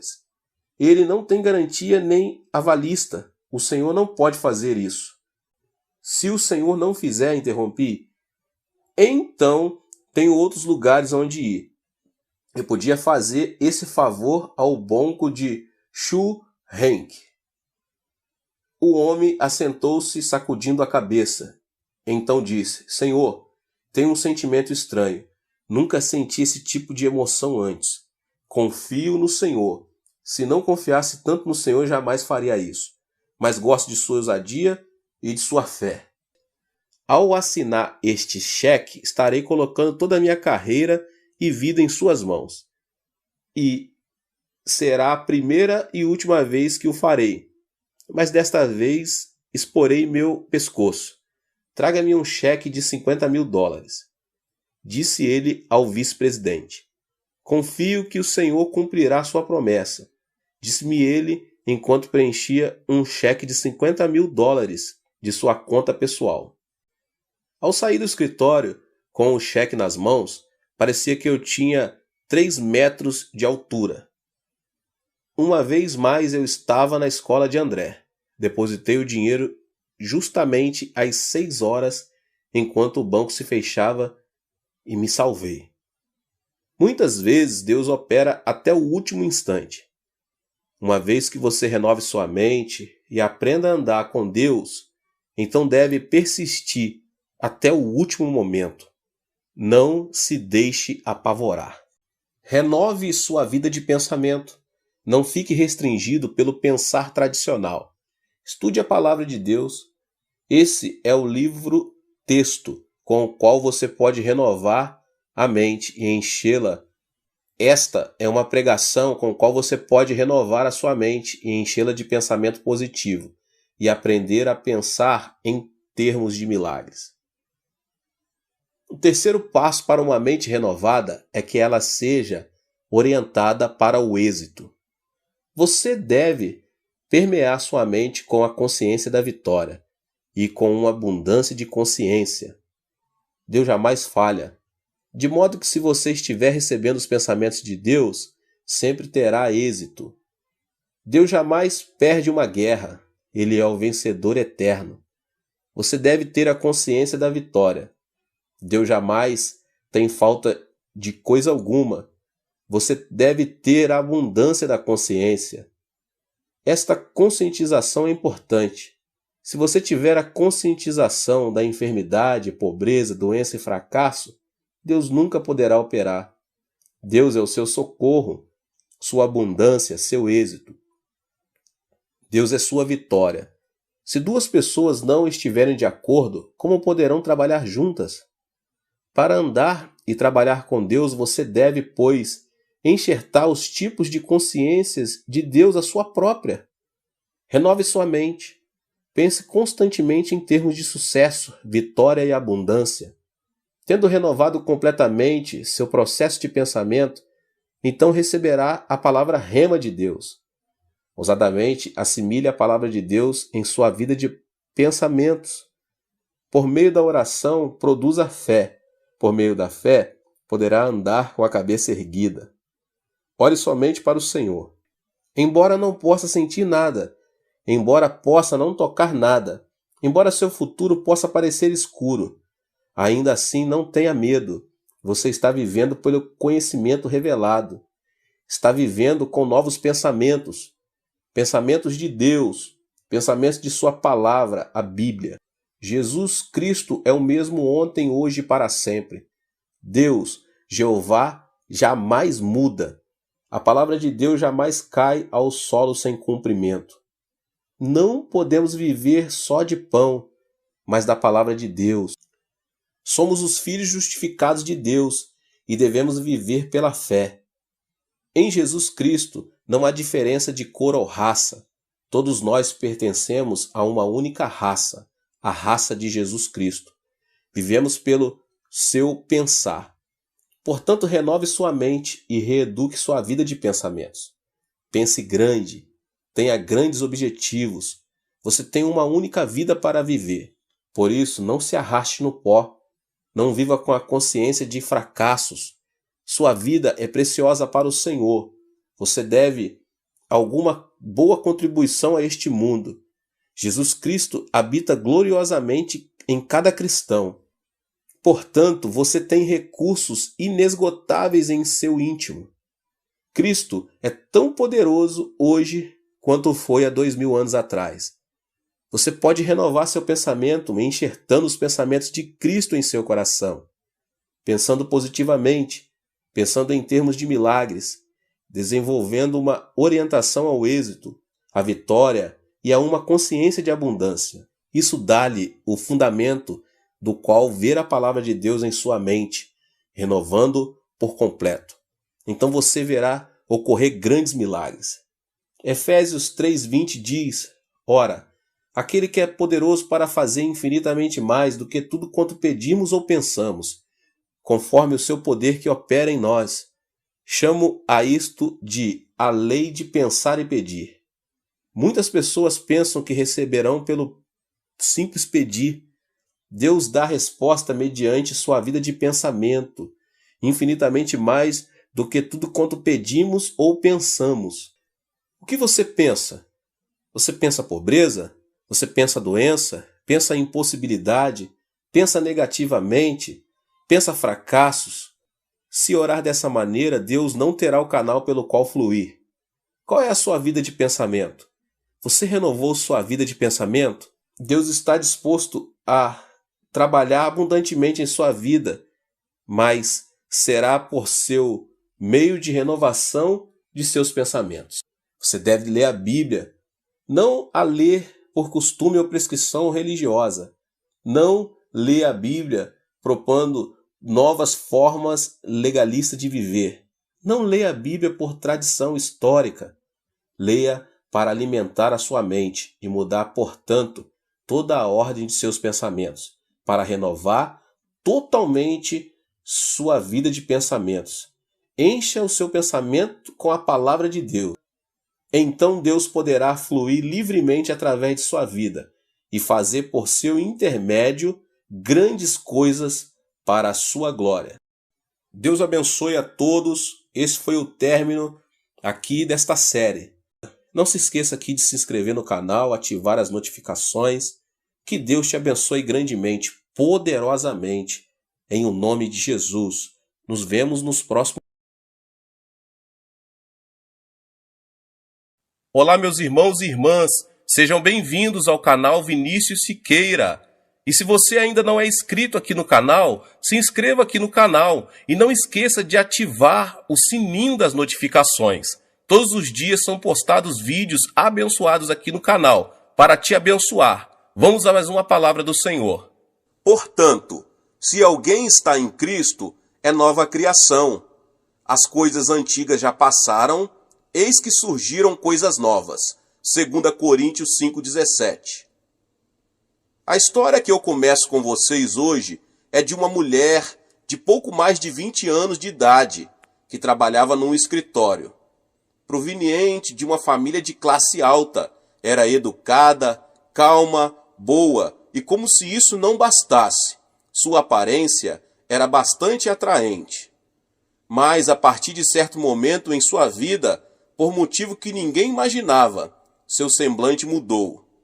Passou a falar menos, não se encontrava mais com os amigos e permanecia trancada em casa, mostrando-se sempre preocupada. Diante da mudança tão súbita, seus colegas começaram a ficar apreensivos. Passado aproximadamente um mês, ela voltou de longas férias com um sorriso, parecendo outra pessoa. Embora seu aspecto físico não tivesse mudado muito, sua atitude era diferente. Já não mostrava um semblante de preocupação. Havia se transformado numa pessoa alegre, segura de si e muito sociável entre seus colegas. As pessoas queriam saber o motivo da mudança, mas ela se manteve calada. Alguém de sua confiança, que sempre a apoiava em tudo, contou que certo dia ela lhe confessara a razão de ter mudado. Seu problema era um complexo de inferioridade por causa de seu nariz, a ponto de ela se sentar diante do espelho e se maldizer, pois aquilo a enchia de indignação. Na intenção de esconder seu complexo de inferioridade, ela se mostrava uma pessoa segura de si, diante dos outros. Mas todo o seu esforço era inútil, porque sua consciência sabia que aquela aparência era um disfarce. Essa hipocrisia também não durou muito tempo. Sua autoimagem distorcida predominava em sua mente e em seu espírito. Chegou a pensar que as pessoas só olhavam para o seu nariz e que esse era o motivo de não ter um noivo. Enfim, Isso provocou a falta de alegria em seu rosto, e a falta de autoconfiança fez que ela se isolasse das pessoas. Até o dia em que ela decidiu tirar umas longas férias com o objetivo de resolver o problema. O recurso para curar a enfermidade de seu coração consistia em uma cirurgia estética. Foi a um hospital e submeteu-se a uma cirurgia no nariz. Finalmente, conseguiu seu objetivo. Pensando que seu nariz havia ficado bonito, sua autoimagem deu uma volta de 180 graus. A partir daí, começou a acreditar que conseguira a aparência física sonhada. A ironia, porém, é que a pessoa a quem contara seu segredo não percebeu que ela fizera cirurgia no nariz. A autoimagem daquela mulher podia fazê-la rir ou chorar. Tal como a protagonista dessa história, todos são influenciados em seu modo de pensar e agir pela autoimagem que trazem no coração. A certa altura da história humana, algumas pessoas pretendem compreender a existência do homem, excluindo dessa compreensão o conceito de Deus. Refiro-me aos filósofos existencialistas. A compreensão que tinham do homem era de um ser que não podia sair do abismo da culpa, da condenação e do desespero.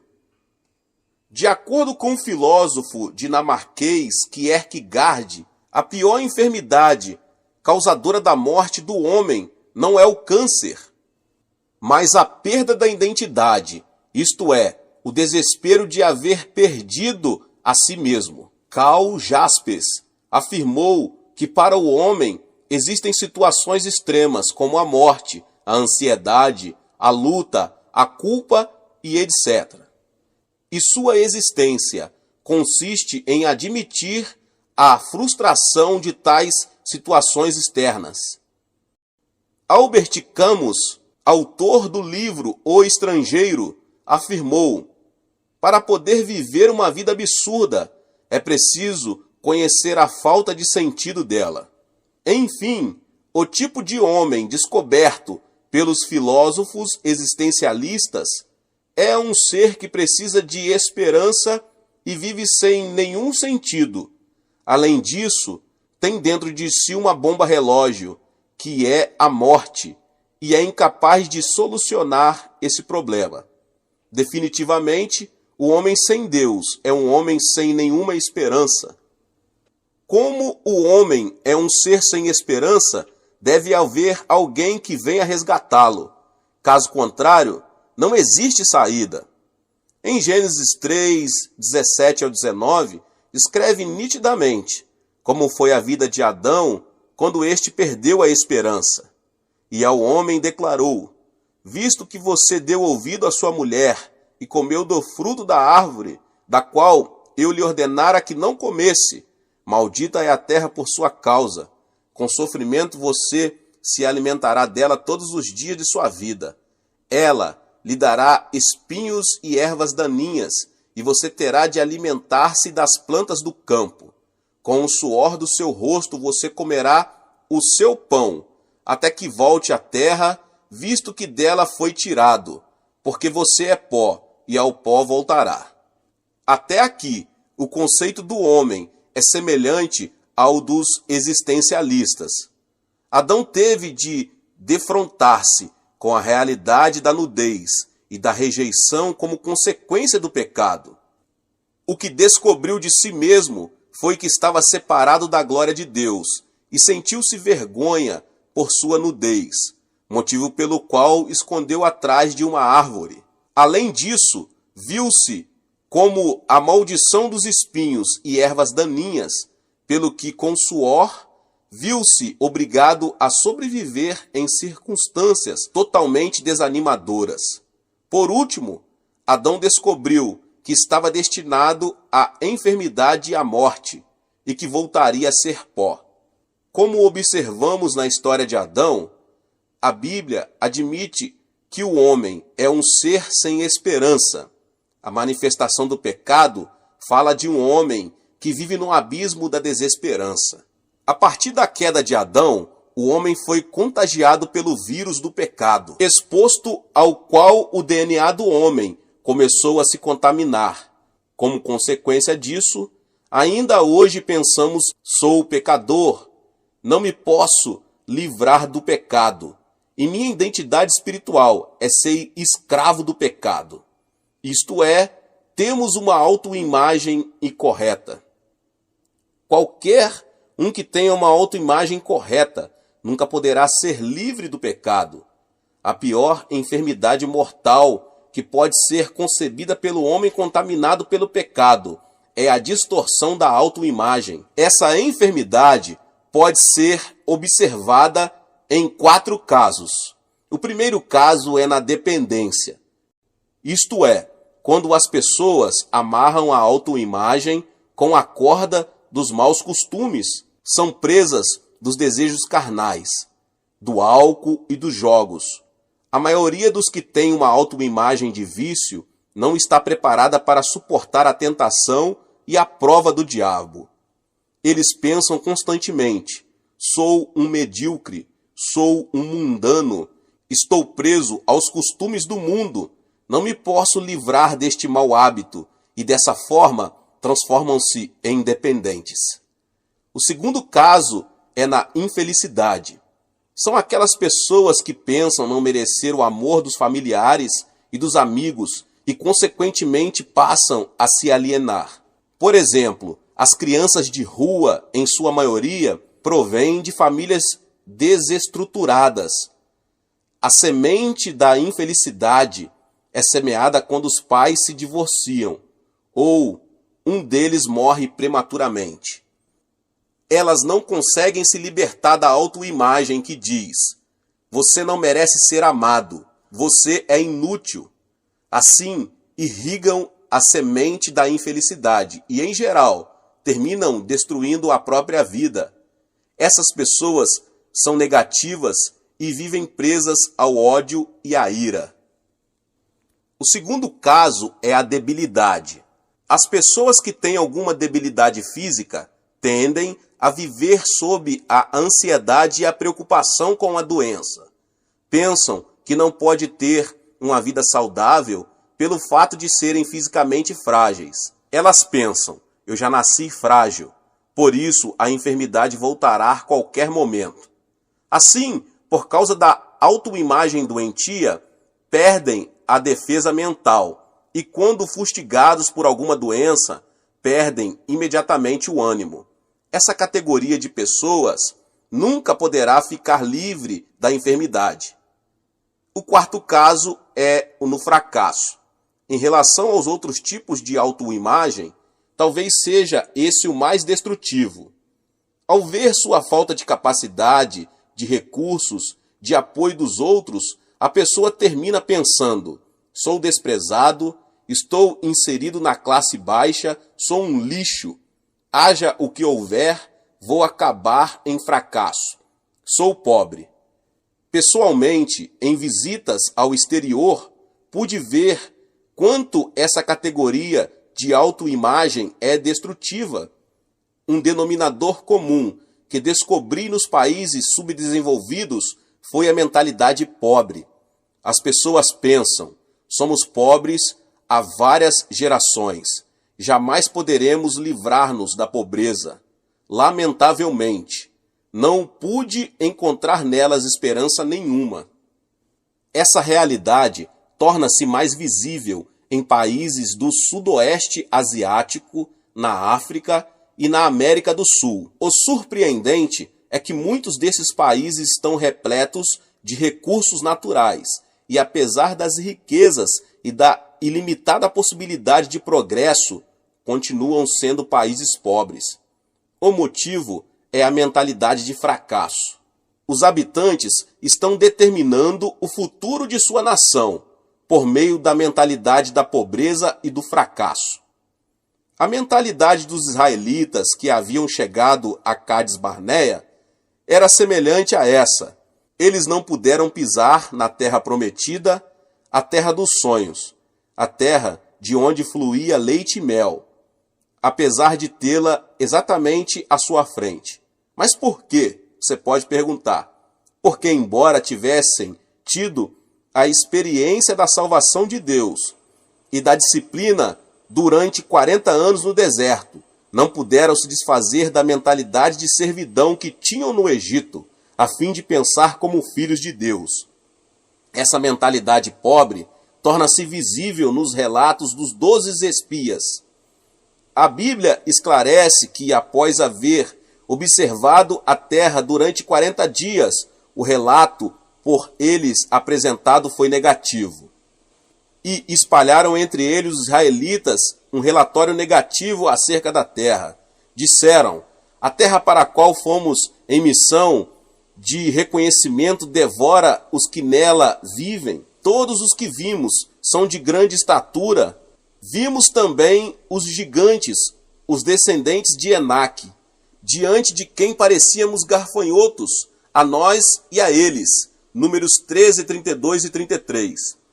A mentalidade de servidão os fez considerar-se pequenos e insignificantes, e não permitiu que vissem a vontade e o plano de Deus. Foi por isso que não vacilaram em afirmar: diante deles parecíamos gafanhotos. O importante é que a terra de Canaã é um território onde se pode entrar com complexo de gafanhoto, ou seja, aquele que não tem a capacidade de pensar como filho de Deus, muito menos lhe será outorgada nenhuma oportunidade. A única forma de mudar a autoimagem é voltar-se para Jesus Cristo. Em 2 Coríntios, o texto que li no início, Paulo, ele adverte: portanto, se alguém está em Cristo, é nova criação. As coisas antigas já passaram, eis que surgiram coisas novas. É em Jesus Cristo que se pode encontrar uma nova autoimagem, que consiste em crer, apesar de ser pecador e por sua injustiça merecer a rejeição. Seus pecados foram perdoados pelo sangue de Jesus, e agora esse homem é uma pessoa justa, porque recebeu o perdão de seus pecados. Há alguns anos foram a leilão em Nova York os pertences de Jacqueline Onassis, esposa do ex-presidente Kennedy. Na oportunidade, o anel de noivado, avaliado em $500 mil, foi vendido por $2.590.000. Os textos do discurso de posse do ex-presidente também foram vendidos por $134 mil. Faz pouco tempo, vendeu-se um desenho a qual Picasso havia dedicado apenas 5 minutos, pelo valor de uma casa. Longfellow, famoso poeta americano, escreveu uma poesia em uma folha de papel de má qualidade, mas que foi vendida por $6 mil, ainda quando o artista era vivo. Como vimos, meus irmãos e irmãs, as coisas comuns tornam-se extraordinárias quando estão ligadas a alguém importante. O mesmo acontece em nossas vidas, glória a Deus. Podemos pensar que somos menosprezados e rejeitados no mundo, mas temos de olhar para nós pela perspectiva daquele que transformou a nossa vida. Kim Dae-do foi um coreano que assassinou 16 pessoas. Ele pensava que ninguém o amava e que a sociedade o rejeitava. Contudo, aceitou Jesus na cadeia e começou a clamar ao Senhor todas as madrugadas. Assim, foi transformado totalmente diante da cruz de Cristo. Sua autoimagem foi mudada. De assassino, transformou-se num filho de Deus, revestido de justiça e sua glória. Deu-se conta de onde vinha, por que vivia e para onde se dirigia. Passou a ter orgulho de sua nova identidade. No dia de sua execução, suas últimas palavras foram: Aleluia, graças a Deus, que está me chamando hoje. Faz tempo que espero por este dia. Estou muito feliz por esta gloriosa morte, que me permite ser aceito pelo Senhor. Dou-te graças, Pai, por haveres perdoado pelo sangue de Jesus Cristo alguém que merecia ir para o inferno e por me aceitares em teus braços. E ele foi executado. Que transformação tão radical! Esse criminoso que havia amaldiçoado a sociedade, a si mesmo e as pessoas, foi transformado completamente por causa de Cristo e se converteu em uma nova criatura. A mudança da autoimagem é isto, uma nova criação em Cristo. Este tipo de transformação ocorre somente quando alguém tem um encontro com Cristo. A Bíblia diz: tu me farás conhecer a alegria plena da tua presença, eterno prazer à tua direita. Salmos 16:11. A transformação manifesta-se quando alguém abandona o manto do passado e, concebendo uma nova autoimagem em Cristo, pode dizer: sou uma nova pessoa, tenho uma nova identidade. Aqueles que têm alguma enfermidade devem conceber uma autoimagem sã em Cristo. Devemos nos conscientizar de que Cristo tomou sobre si as nossas enfermidades e por seus ferimentos fomos curados. Tenho dado ênfase especial a esse aspecto, sobretudo quando prego em países mais pobres. Enfatizo o conceito, repetindo-o inúmeras vezes, para que as pessoas formem uma nova autoimagem. Vocês não têm nada a ver com a enfermidade. Ela foi resolvida na cruz. Vocês foram legalmente libertos. Em seguida, faço uma oração por cura divina e lhes digo que hajam pela fé. Dessa maneira, tenho visto muitos milagres de pessoas que abandonaram amuletas, que deixaram suas cadeiras de rodas e que recuperaram forças nos braços. O milagre mais surpreendente que vi numa dessas oportunidades foi a de uma mulher curada de uma enfermidade no fígado, motivo pelo qual sua barriga era como um tanque de água, a ponto de ela parecer estar grávida. Logo após a oração, o líquido começou a sair e em pouco tempo ela tornou-se esbelta. Portanto, devemos nos libertar do que é carnal por meio do sangue de Jesus Cristo e formar uma autoimagem de livre do diabo e da ansiedade. Com uma autoimagem frágil e enferma, nossas defesas também enfraquecem. Desenvolvamos, então, uma autoimagem que nos garanta que podemos superar e vencer a enfermidade. Mateus 8,17 diz: e assim se cumpriu o que fora dito pelo profeta Isaías. Ele tomou sobre si as nossas enfermidades e sobre si as nossas doenças. Devemos crer que todas as coisas velhas passaram e em Cristo veio o novo, porque Cristo carregou nossas enfermidades e suportou as nossas dores. Definitivamente, precisamos ter autoimagem de uma pessoa sã. Em 1 Pedro 2,24, encontramos: ele mesmo levou em seu corpo os nossos pecados sobre o madeiro, a fim de que morrêssemos para os pecados e vivêssemos para a justiça. Por suas feridas vocês foram curados. O que isso significa? Isso quer dizer que já faz 2000 anos que, olhando para nós, podemos nos ver sãos.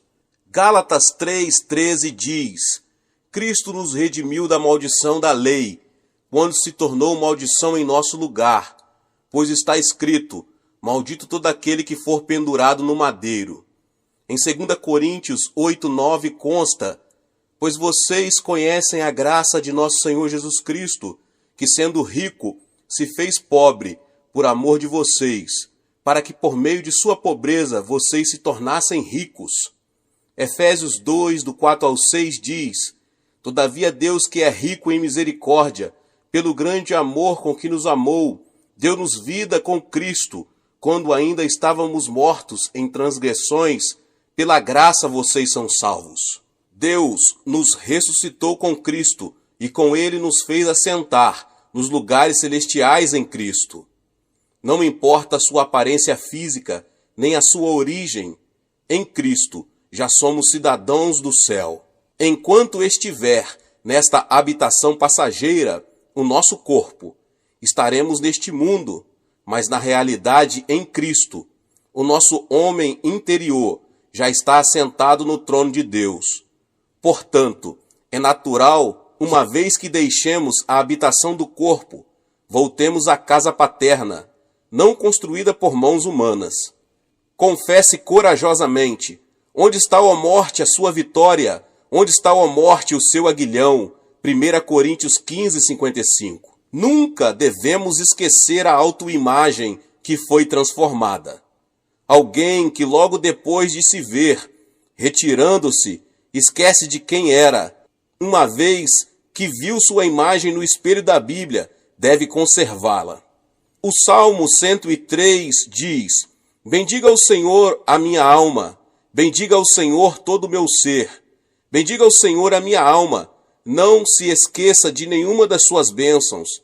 Ele é quem perdoa todos os seus pecados e cura todas as suas doenças, que resgata a sua vida da sepultura e o coroa de bondade e compaixão, que enche de bens a sua existência, de modo que a sua juventude se renova como a águia.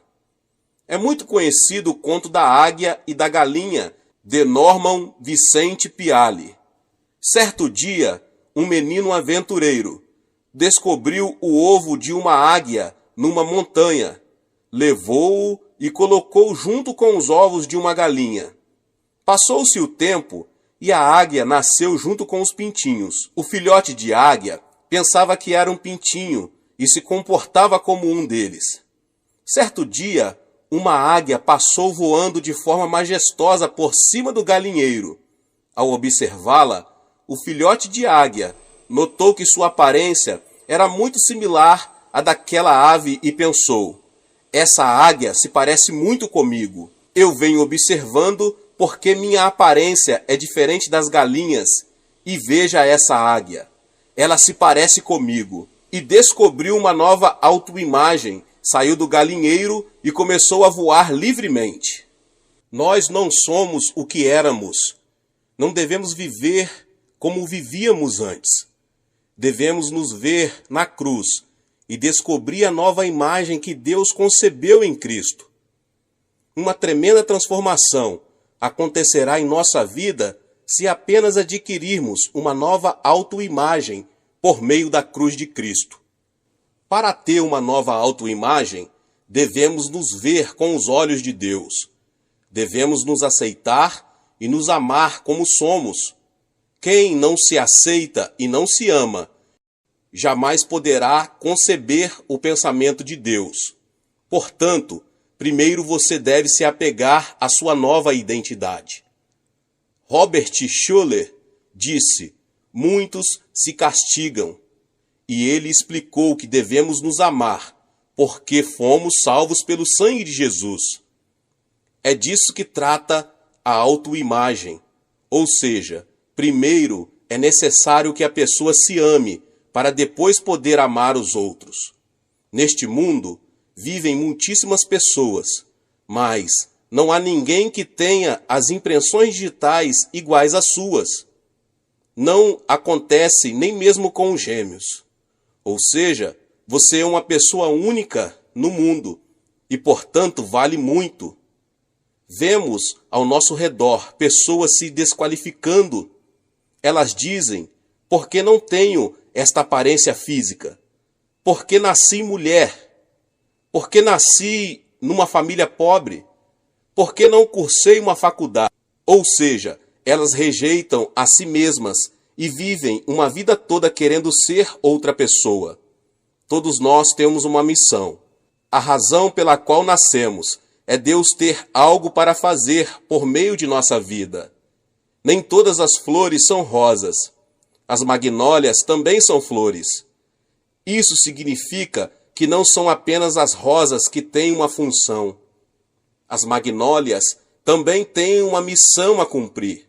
Portanto, devemos saber que a missão e o privilégio que Deus nos deu é viver felizes diante do Senhor. Devemos amar a nós mesmos.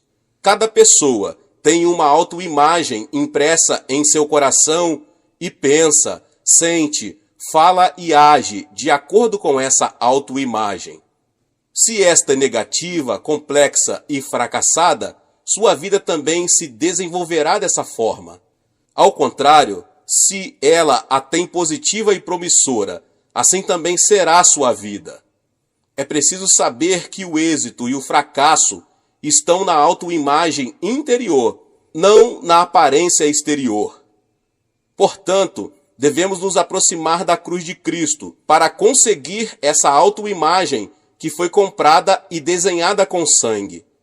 Temos de ver a cruz, abraçar a cruz e aceitar a nova imagem que Deus nos dá. Quando a nossa maneira de ver a nós mesmos se alinhar com a perspectiva de Deus, podemos nos ver com o amor de Deus.